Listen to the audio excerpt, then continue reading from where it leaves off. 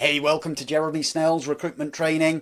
If you're looking to deepen your capabilities, if you're seeking to improve your productivity and your performance, this is the channel for you. In every episode, I will unpack practical and tactical things that you can do to help you to think with greater clarity, make better decisions, and ultimately make more money. Feel free to subscribe, feel free to like and to comment. And now let's get on with today's topic. Hey 4D recruiters, we are looking at the subject that is probably one of the most prevalent skills that recruiters consider themselves to be good at, which in my experience actually turns out to be a bit of an Achilles heel for them. And it's the subject of qualification of jobs, how they onboard clients, how they go about that discovery conversation to get to the root of what do you want to hire?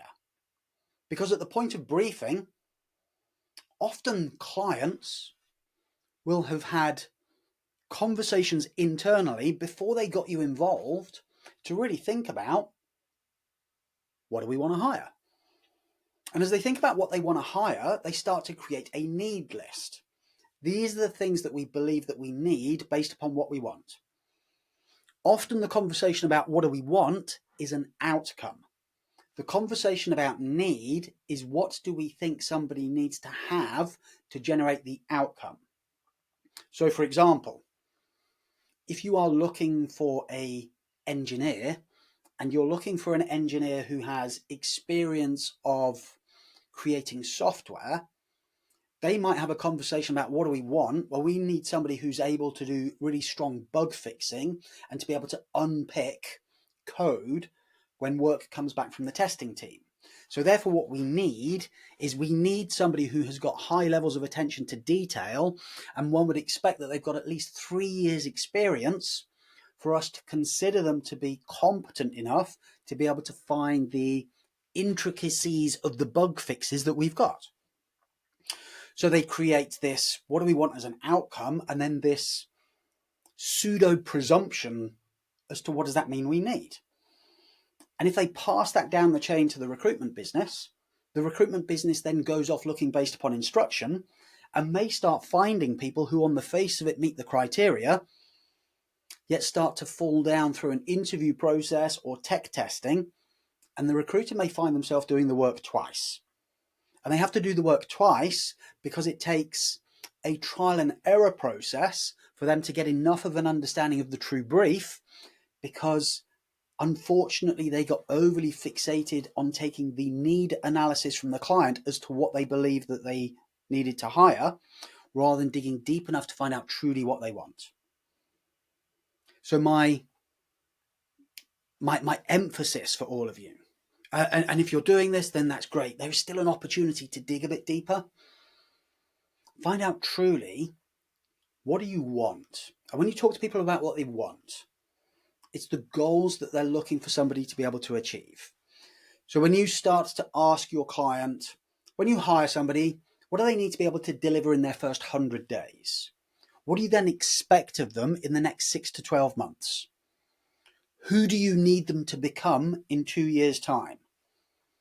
There is some depth of question there that is unlikely to be something which is the subject of the conversation that they've already had internally. And you'll start to pull from them truly what they want to help to be able to refine the need analysis so that you're far more accurate in terms of the work that you do. And you start to improve their experience of working with an external recruitment business, because you're now able to deliver what many others have failed to be able to do, which is people who stick. And when people stick, people stay. That's when they start to get a return on their investment, not just of the money that they pay you, which is always the smallest cost in recruitment, but the money that they pay to the candidate, the money that they invest in onboarding them, the opportunity cost in terms of if the person doesn't work out, the lost time, the lost project development opportunities. So the return on investment that they start to associate with good hires starts to be linked to the quality of your onboarding of the client. So if we take a typical event that a business will react to that creates a hiring need, somebody resigns. So let's say Sheila quits. Sheila goes to her manager, hey boss, I'm leaving. They have a little conversation. They reminisce a little bit. Sheila says, no, I'm definite. I'm going to go. And the notice period is triggered. Her boss then goes to their boss. So let's say that's hiring manager talks to functional head. Functional head, hiring manager, have a little conversation about where we're up to with projects. How do we make sure that this is dealt with cleanly? What do we need to do here? Do we actually need to replace? If we do need to replace, do we want to replace Sheila with a Sheila? Do we need a more senior Sheila? Is this an opportunity to bring someone up in the business and create a more junior role to then go out and fill? And as they have those conversations, it gets triggered with HR. The resignation needs to be processed. They then start to look at a more formal supply chain opportunities to how we're going to find this person.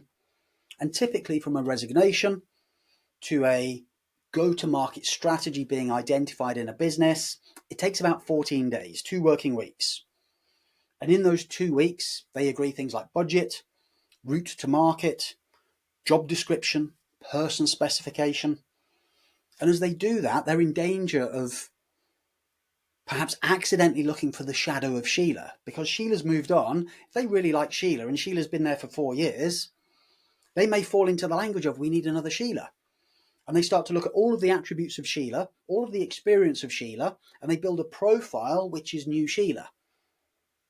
Yet strangely, they're now building a profile of the person who's decided to move on, which may not give them longevity of service if they hire someone who is the carbon copy of Sheila, because they will probably experience the same reasons that Sheila did as to why it was time to go. So the danger of them losing somebody who they respected and liked is they might go and find the same. The other challenge that they might face is they fall into a world of assumption. So they start to look at, what do we want? Well, we need somebody who can do this as a project. How are we going to know that they can do that? And they might talk about things like tenure, and assumptions start to kick in. Well, it took me 4 years, boss, to be able to get good at that. So I think we're going to need a minimum of 4 years experience. And Sheila had 4 years when she joined us. She's now got 7. So really the role has developed now. We probably need someone with 5 years experience. So they agree around the table, 5 years experience. And no one really has thought about, does that actually indicate success?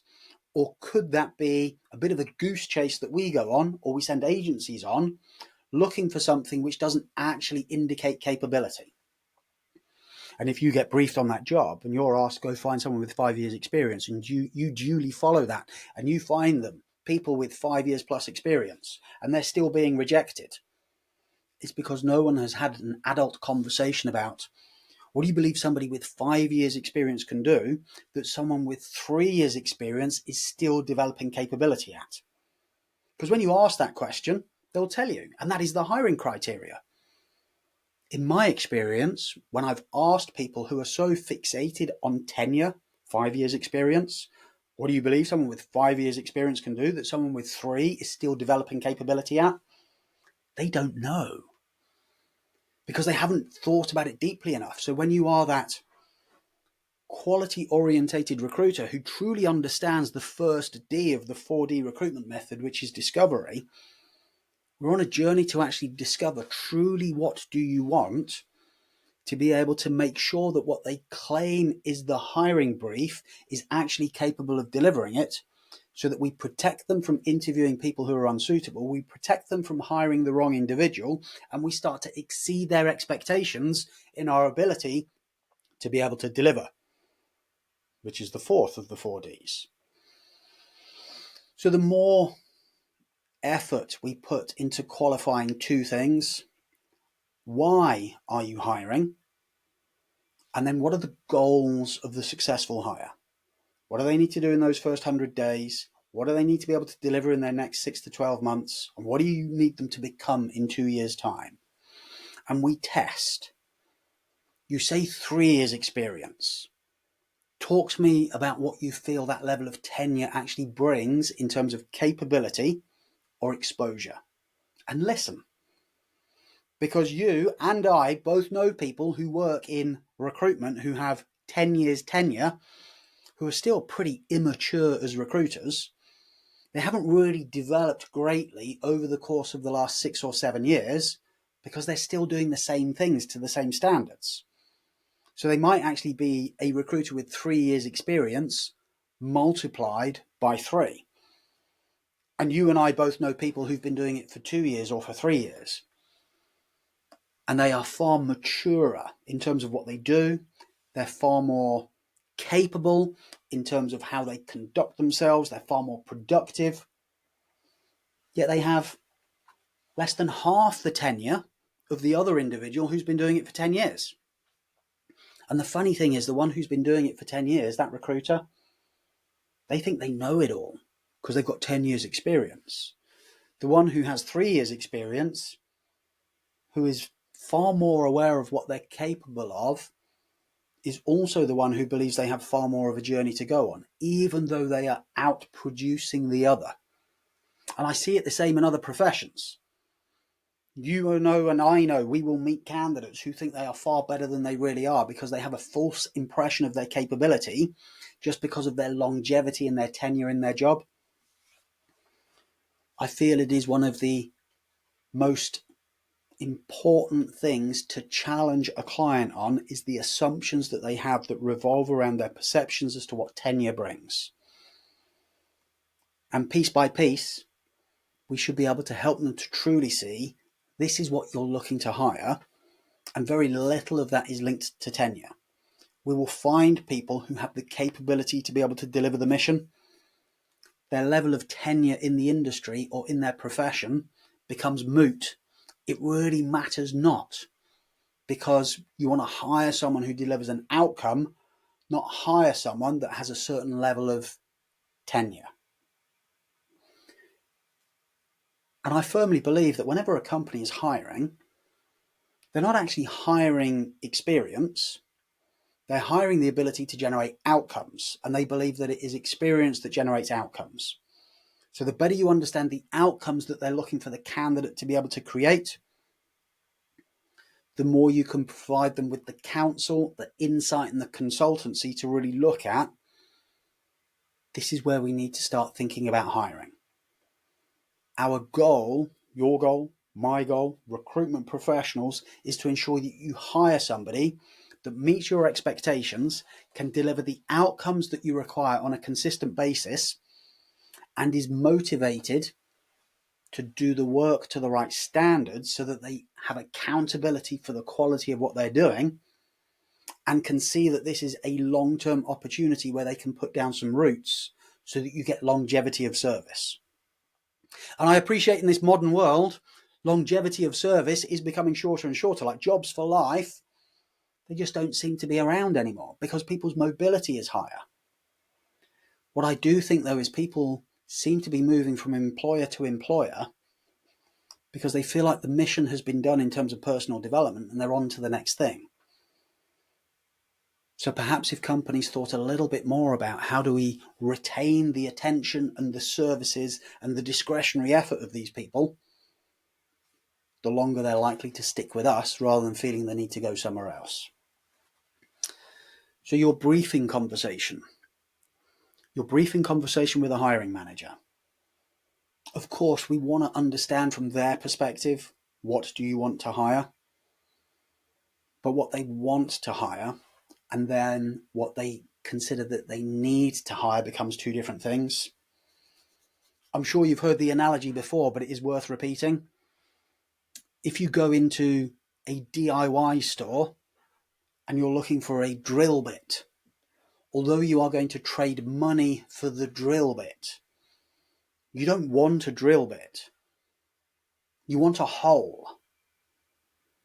Because you are looking to make a hole in the wall, you've now gone out looking for the drill bit.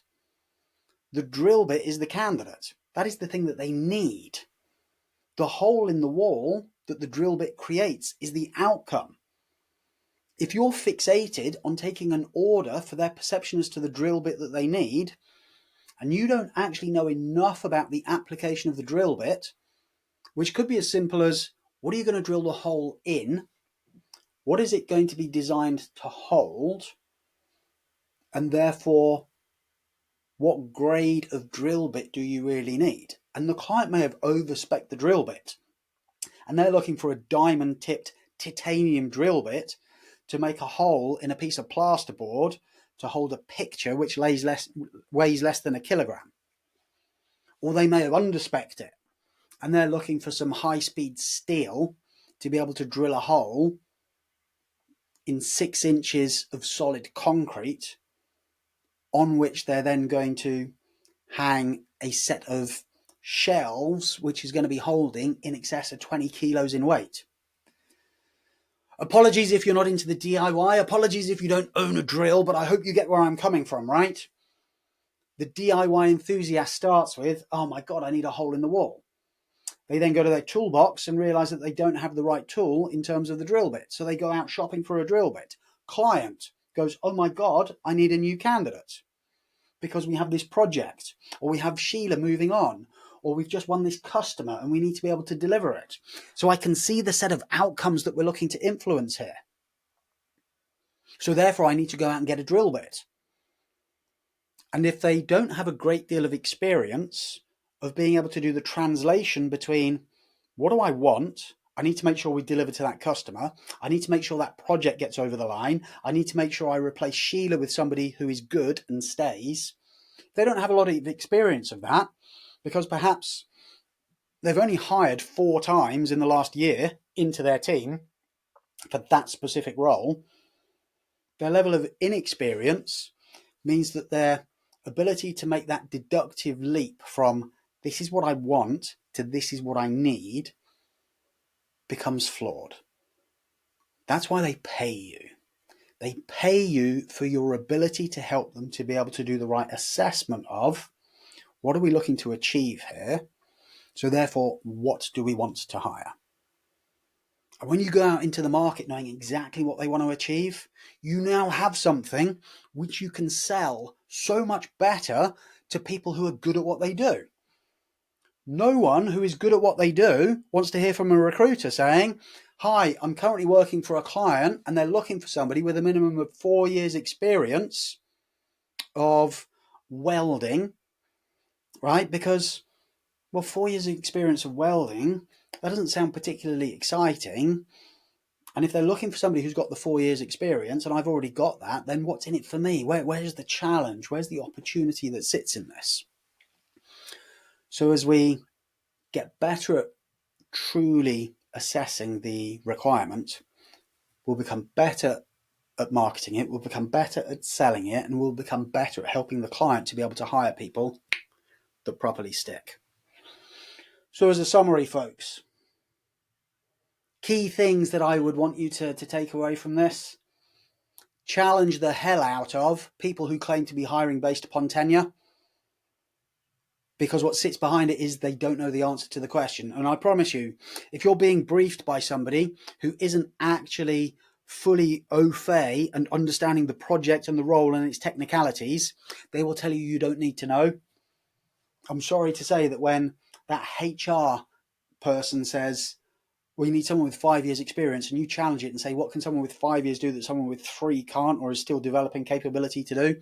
They'll say, you don't need to know that.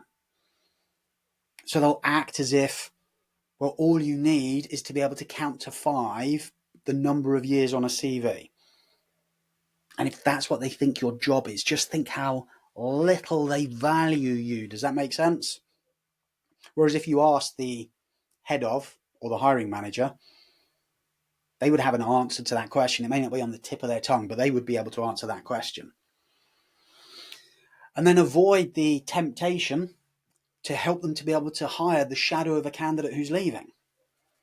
Avoid the temptation to get too embroiled in understanding what do you want to hire and assume that they know exactly the profile of person who's going to be able to do it, despite the fact they've only ever hired 2, 3, 4 times this year that level of person for that type of mission.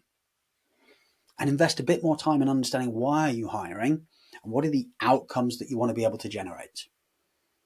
And I promise you, when you start to bring those things a little more consistently with a bit more depth into your onboarding of a client or the qualification of a new role with an existing customer, the quality of candidates that you find increases, because of your ability to sell it and to market it.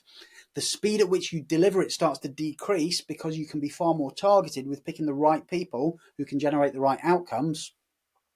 And you will have a client who is so much more appreciative of your ability to help them to solve the big problem rather than just making some noise in an attempt to solve the little problem, which is finding them some CVs.